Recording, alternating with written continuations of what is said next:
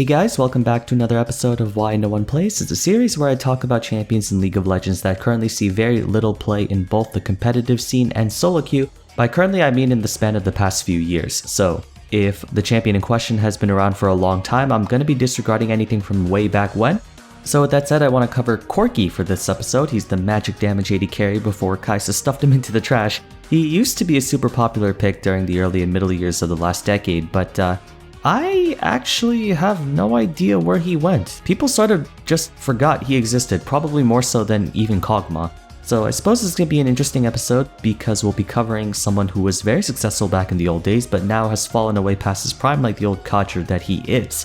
I doubt there are still any Corki mains out there considering how freaking hard it was to find footage on this guy, but if there are any currently watching this video, let me first say welcome, and I just want to add a disclaimer. Before you assume that I'm going to be spending the entirety of this video talking about how trash Corki is, I'm not. The series is not meant to bash a champion or say they're weak or bad, and I'd like not to discourage anyone from playing them. If anything, I suggest you do, because it maybe could be an interesting change of pace for those who are bored of the game.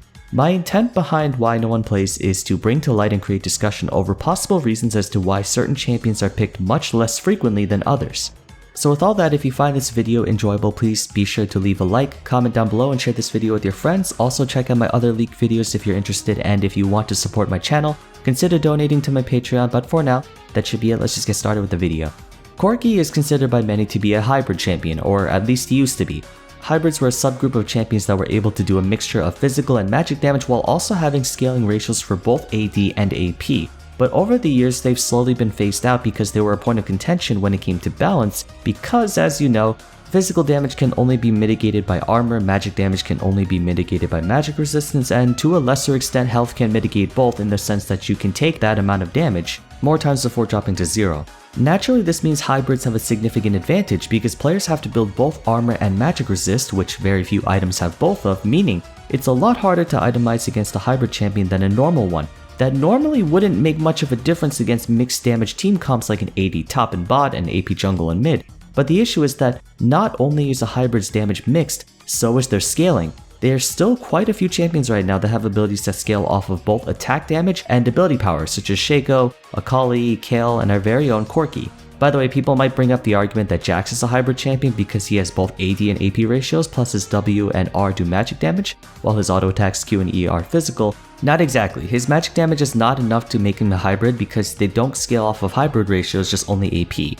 So the reason I'm telling you all of this is because when Riot started to change a lot of hybrid champions to be more physical or magic, usually magic, Corki was made a magic damage dealer, but he came out of it the worst out of any since many of those champions have now been reworked, like Kayle, Mordekaiser, and Akali, while Corki has not. He did get something small which granted him the special package, but losing much of his physical and even true damage was detrimental to what made him thrive. Hybrid champions, those that are left anyway, usually have very commanding mid-games because as basic attackers who can weave in spells, they get the best of both worlds in physical and magic damage. But it comes at the cost of being slightly weaker than those who specialize in either AD or AP because half of your resources have to be divided into one and half into the other. Aside from Kayle, Corki actually had the best consistent scaling because he was able to take AD carry items which generally ensured that his auto attacks would make up for the loss of ability scaling. His consistent damage output of physical and magic damage was especially threatening because early on in the game, you have no resistances and therefore any early armor or magic resist you do try to build would only be half as effective against him. Secondly, Corki fit multiple functions and team compositions. Sure, he wasn't going to be dealing as much chainsawing pressure as a 6-item Vayne, but through his basic attacks, especially as a Triforce user, he could contribute very consistent damage during a fight, and his abilities allow him to attack reasonably from afar. This jack-of-all-trades kit allowed him to go into the mid lane since he had what many AD carries lack, self-sufficiency. In a way, Corki is a mage disguised as a marksman. Hextech Munitions converts 80% of his basic attacks into magic damage. It's a simple passive given that he was one of the first roster of champions, so he had a one-liner passive compared to the champions nowadays who have entire college essays. He does have a second component to his passive, but I'll talk about that more in a bit. Phosphorus Bomb is Q launches a blob of light at a target location, it deals magic damage to all targets and reveals the area for a few seconds. Once again, a very simple ability, but all of Corki's abilities are sort of simple. While unimpressive at first, this is a pretty useful spell not necessarily for the damage, but for the vision control, another reason why players took him a lot in pro play back then because it would bring in an extra layer of security because you would scout out brushes with your Q. Otherwise, it's rather unremarkable in terms of damage range, even the mana cost is pretty high for that type of ability. As for Valkyrie, it's a basic dash in a linear fashion that leaves behind a burning trail, upon which walking over said trail would do some damage. The basic version of Valkyrie is not that bad, although it does have a high mana cost. What really makes this a threat is when Corki is given access to special delivery every 8 minutes. This one travels much farther while leaving a very dense trail of fire, dealing more damage than perhaps even Rumble's ultimate. Of course, that's because you only get this about 2 to 4 times per game, but a well-timed special delivery can instantly win teamfights because it's a huge damaging tool that doubles as area control. The bonus is that you can cast the regular W right after, so you essentially get 2 dashes. I actually like this design concept a lot on a champion. Sure, it might shake up his consistency since Corki might not be as powerful without the package, but it's a beautiful fit for his theme since, as a fighter pilot, it makes sense, getting supply drops. Gatling Gun is his E, which slings a bunch of bullets in a cone in front of him that does mixed damage and reduces armor and magic resist by a flat amount. 20 in armor and magic resist may not look like that much against a tank, but against squishy targets who don't build a lot of defense, this can make a lot of difference, especially in the mid game. It also does some pretty significant damage should you get hit by the whole duration. Lastly, his ultimate missile barrage stores rockets in his plane that he can shoot at targets, dealing damage with every third missile hitting for double and having increased range and explosion radius. Even though this is his ultimate, it's about the same as sort of a basic ability, similar to Cassidin and Kog'Maw, just not nearly as impactful. Although Missile Barrage has incredible range 1300 and 1500 for the big one, that's longer than actual poke champions like Xerath and Ziggs, and provided you have a full stock of ordnance, tanking too many missiles will easily slash your HP. This is also why Corkis take Triforce because they can proc Spellblade so consistently. But on to what went wrong with him though. Corki has lost a lot of what makes him strong, and very little was done to compensate for it. Before, he was able to do equal parts physical and magic damage, but now about 80 to 90% of his damage output has become magic damage, making him much easier to deal with. See, the way he was designed was that Corki's damage was rather heavily gated and factored to his unique advantage compared to other marksmen. Phosphorus Bomb has an extremely high mana cost for that type of ability while also having below average damage, long cooldown, and very short range. Valkyrie can hurt significantly, but you have to be standing on the trail for the entire duration, and unless you're getting CC'd, you're only going to be stuck in it for about half a second or so.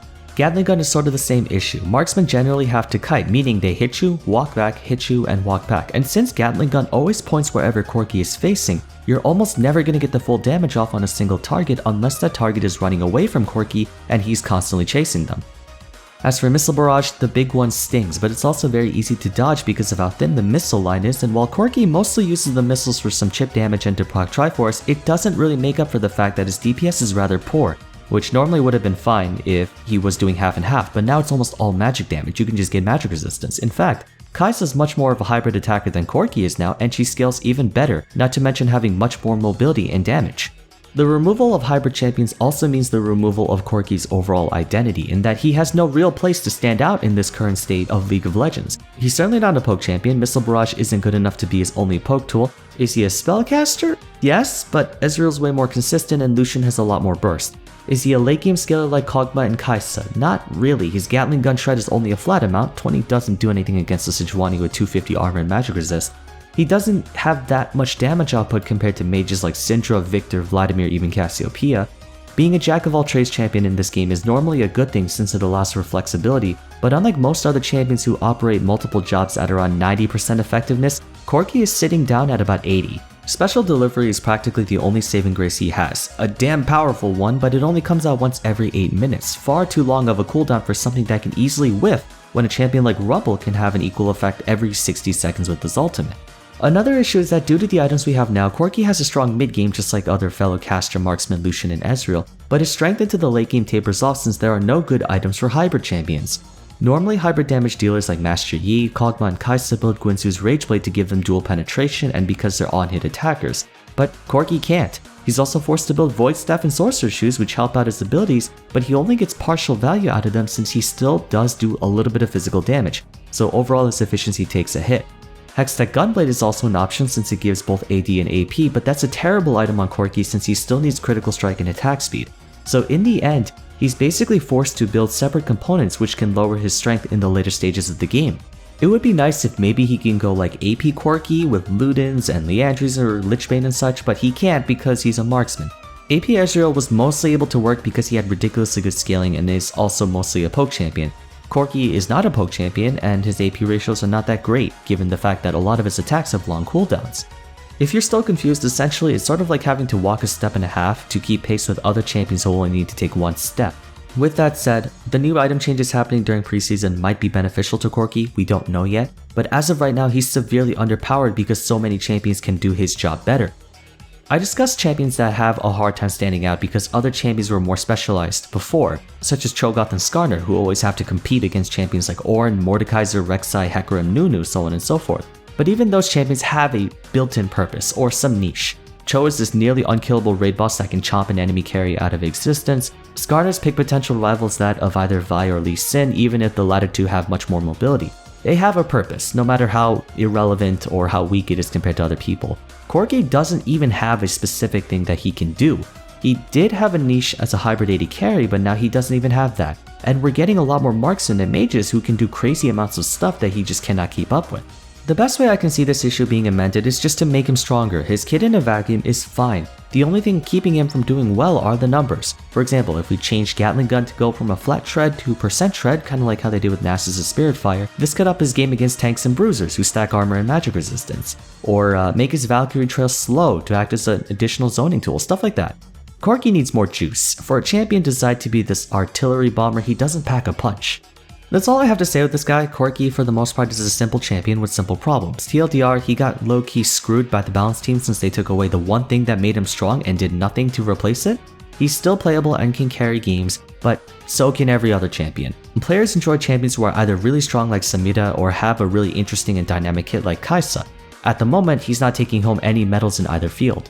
Alright, I hope you guys enjoyed this episode of Why No One Plays. Thanks to everyone who made it all the way to the end. I hope it was insightful to watch. If anyone mains Corki or has played him a lot in the past, please let me know your thoughts in the comment section, whether you agree or disagree with my points. And if you have any suggestions on what they can do to improve his gameplay, I'd love to read what you have in mind. Don't forget to leave a like and subscribe if you found the video entertaining, and share this with your friends. See if they have any opinions on it as well. If you would like to support the channel, consider donating to my Patreon. Patrons get early access to content and can also vote on what champions I cover next.